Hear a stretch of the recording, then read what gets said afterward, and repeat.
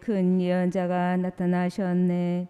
하느님이 당신 백성을 찾아오셨네.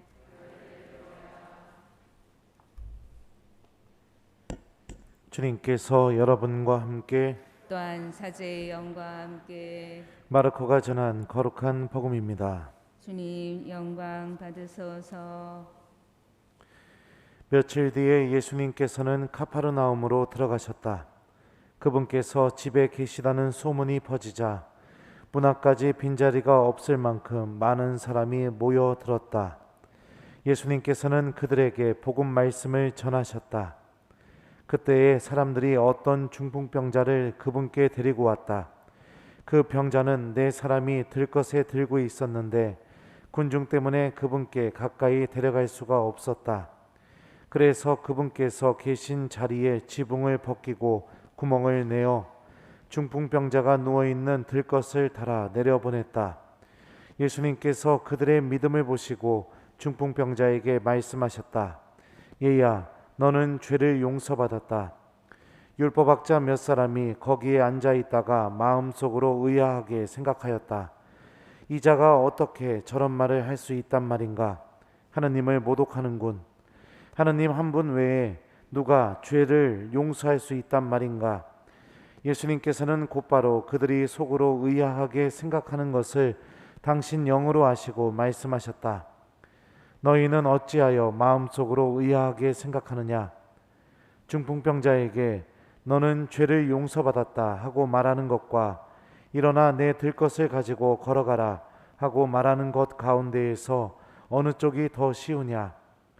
이제 사람의 아들이 땅에서 죄를 용서하는 권한을 가지고 있음을 너희가 알게 해주겠다. 그러고 나서 중풍병자에게 말씀하셨다. 내가 너에게 말한다. 일어나 들것을 들고 집으로 돌아가거라. 그러자 그는 일어나 곧바로 들것을 가지고 모든 사람이 보는 앞에서 밖으로 걸어나갔다. 이에 모든 사람이 크게 놀라 하느님을 찬양하며 말하였다. 이런 일은 일찍이 본 적이 없다. 주님의 말씀입니다. 그리스도님 찬미합니다.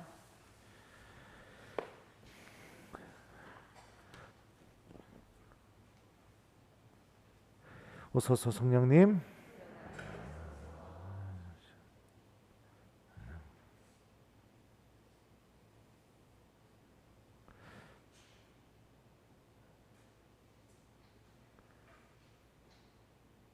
잠시만요. 네.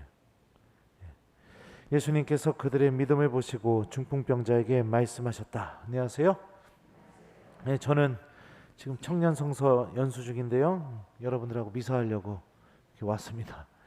근데 별로 안 오실 줄 알았는데 많이 오셨네요. 내가 그렇게 좋아요? 네, 나도 우리 교우들 너무 좋아요. 네. 여러분들 창세기에 보면은 소돔 땅을 두고 하느님과 아브라함이 대화하는 장면이 있습니다. 하느님께서 소돔 땅에 벌을 내리시려고 하셨는데 아브라함이 그렇게 얘기해요. 하느님, 이 땅에 의인 50명 있다면 그 50명 봐서라도 용서해 주시면 안 되겠습니까? 그러니까 하느님이 이렇게 말씀하시죠. 의인 50명만 찾을 수 있다면 그 50명을 봐서라도 소돔 땅 전체를 하느님께서 용서해 주겠다, 이렇게 말씀하세요. 그리고 나서 아브라함과 하느님의 대화는 50명부터 시작해서 10명까지 계속 5명씩 줄여가면서 대화를 합니다. 근데 하느님은 끝까지 인내심을 갖고 아브라함에게 내가 이 소돔 땅에서 의인 10명만 찾을 수만 있다면 그 10명을 보아서라도 그 도시 전체를 다 용서해 주겠다, 이렇게 말씀하고 계세요. 구약 성경은 이렇게 하느님께서 무엇을 바라보고 계시는지를 명확하게 알려주죠. 누군가가 진실한 믿음을 갖고 하느님께 기도하고 또 하느님께 매달리고 있다면 하느님은 그 진실한 믿음을 바라보시면서 다른 사람들을 용서해 주시고 구원으로 인도해 주시는 분이라는 게 이 창세기에서부터 이 하느님의 모습이 드러나게 되죠. 이 하느님의 모습이 오늘 복음에서도 예수님을 통해서 그대로 드러나게 됩니다.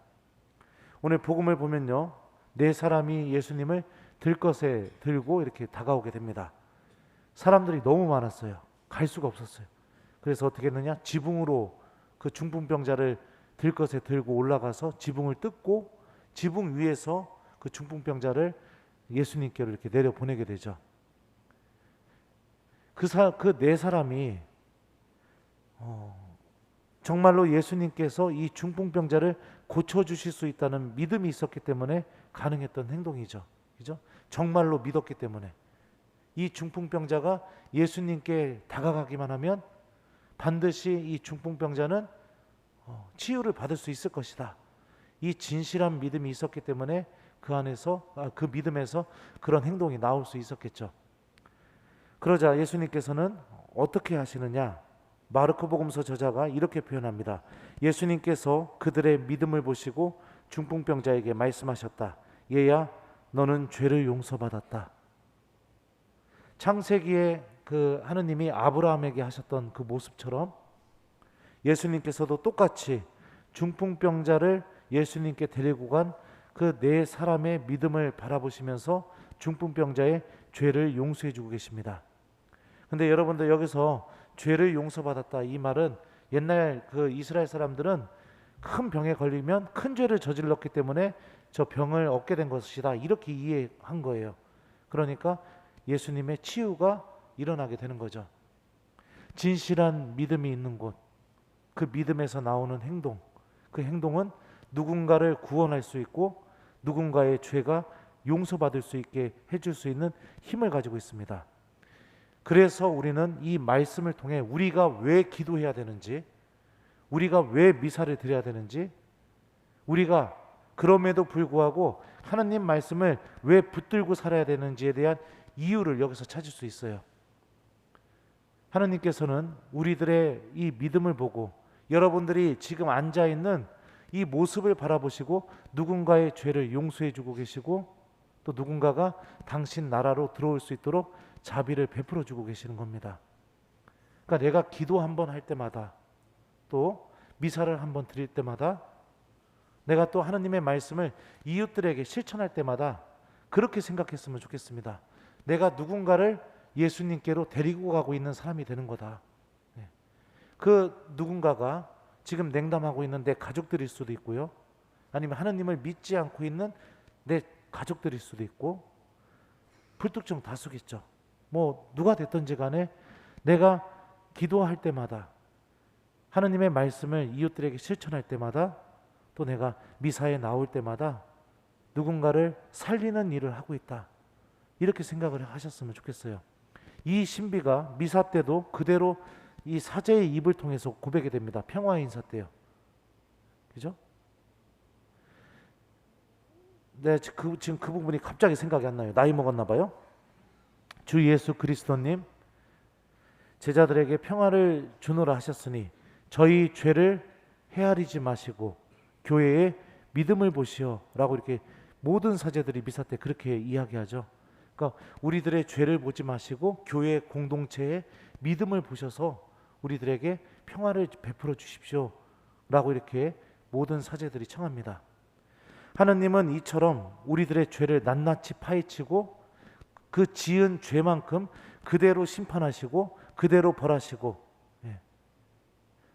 물론 하느님은 분명히 심판하시고 또 그 죄에 걸맞는 벌도 주시는 분이십니다. 하지만 우리들이 삶을 유지하는 그 순간까지 하느님께서는 끝까지 인내심을 갖고 자비를 갖고 어떻게 해서든지 우리들의 죄를 용서해 주기를 바라고 계시고 또 우리들에게 자비를 베풀어 주시기를 바라시는 하느님의 모습, 그런 분이 바로 하느님이시죠.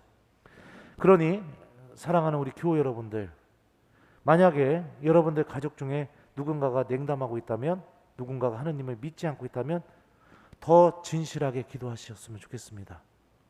더 열심히 미사에 나오시고 더 열심히 그 냉담하고 있는 그 하느님을 믿지 않고 있는 그 가족에게 마음속으로 하느님의 말씀을 기억하면서 그 말씀을 실천해 보셨으면 좋겠습니다. 이것이 마치 네 사람이 중풍병자를 들것에 실어서 그 중풍병자를 예수님께 데려간 것처럼 나 또한 나의 기도를 통해 나의 이 믿음을 통해 그 사람을 예수님께로 데리고 가고 있는 것과 똑같은 것이기 때문입니다. 오늘 제1독서 말씀은 또 우리들의 믿음에 있어서 굉장히 중요한 메시지를 한 가지 주고 있습니다. 사실 그들이나 우리나 마찬가지로 기쁜 소식을 들었습니다. 그러나 그들이 들은 말씀은 그들에게 아무런 이득이 되지 못하였습니다. 그 말씀을 귀 여겨 들은 이들과 믿음으로 결합되지 못하였기 때문입니다. 이렇게 말합니다. 하느님의 말씀이 똑같이 들었는데 어떤 이들에게는 아무 힘을 드러내지 못했다고 이야기하죠. 그 이유가 뭐냐? 그 말씀이 믿음과 결합되지 못했기 때문이다 라고 이렇게 일독서에서 히브리서의 저자가 이야기하고 있습니다. 말씀은 믿음이 있는 곳에 놀라운 힘을 드러냅니다. 믿음이 없이 듣는 말씀은 아무리 좋은 말씀이라도 그 사람 안에서 힘을 드러내지 못합니다. 그렇다면 우리가 오늘 이 복음 말씀 어떻게 들어야 되겠습니까? 이 말씀이 나에게 이루어진다는 믿음과 함께 이 말씀을 가슴에 담아야겠죠. 그리고 집에 가셔서 예수님께 가지 못하는 나의 가족들이 있다면, 또 예수님께 가지 못하는 나의 친구들 아니면 나의 동료들이 있다면 그 사람들을 볼 때마다 마음속으로 또 그들을 위해서 기도해주고 그들에게 말씀을 실천해주고, 내가 이 믿음과 함께 오늘 이 말씀을 진실하게 대한다면 주님께서는 여러분들의 그 믿음을 보시면서 중풍병자에게 하셨던 그 일을 똑같이 이루어 주실 것이라고 우리가 그렇게 굳게 믿고 생각했으면 좋겠습니다. 그리고 숙제 드릴게요. 오늘 숙제는 여러분들 특별히 집에 가셔서 주무시기 전에 오늘 복음 말씀 천천히 한번 읽어보시면서 특별히 가족들 중에 좀 예수님께 데리고 가고 싶은 가족이 있다면 그 사람을 기억하면서 예수님께서 그들의 믿음을 보시고 중풍병자에게 말씀하셨다. 얘야, 너는 죄를 용서받았다. 마음속으로 이렇게 이 말씀을 하면서 예수님, 이 말씀이 그 사람에게도 꼭 이루어질 수 있도록 도와주십시오 라고 이렇게 좀 기도로 이렇게 오늘 하루를 마무리해 보셨으면 좋겠습니다. 나의 기도가 또 나의 이 미사드림이, 나의 또 이 작은 믿음이 누군가의 영혼에게 구원을 줄 수 있고 또 그 사람의 죄를 용서할 수 있는 힘을 드러낼 수 있다는 것을 잘 기억하면서 오늘 이 숙제를 잘 실천해 보셨으면 좋겠어요. 예수님께서 그들의 믿음을 보시고 중풍병자에게 말씀하셨다. 아멘.